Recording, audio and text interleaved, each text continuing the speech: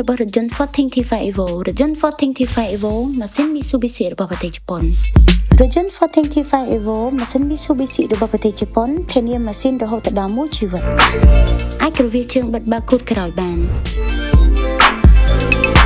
បំពាក់ជាមួយកាមេរ៉ា360មើលបានជុំវិញរថយន្ត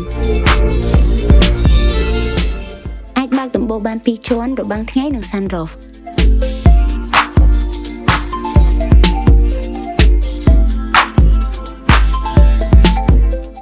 មានកៅអីអូតូម៉ាស្សាក្តៅត្រជាក់ទាំងសងខាង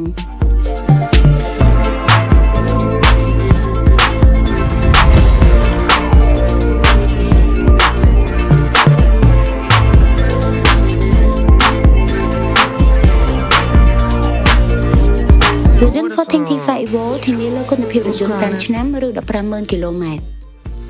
ផ្ដល់ជូនការលេងឡានហ្វ្រីជារៀងរហូតនិងប្ដូរប្រេងម៉ាស៊ីន2ដងនិងកម្រាស់ជើង VIP 1ឈុតរថយន្ត Ford T5 Evo តម្លៃលក់ត្រឹមតែ 30,000 ស្តើងតែប៉ុណ្ណោះ Is it Stacy?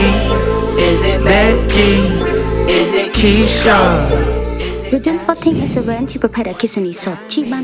555គីឡូម៉ែត្រតម្លៃពិសេសត្រឹមតែ $26,900 រថយន្ត Ford Nova ជាប្រភេទរថយន្ត VIP MPV អគ្គិសនីលាយសាំងជិះបានចម្ងាយសរុប 1,300 គីឡូម៉ែត្រតម្លៃត្រឹមតែ$60,000 ជាងតែប៉ុណ្ណោះ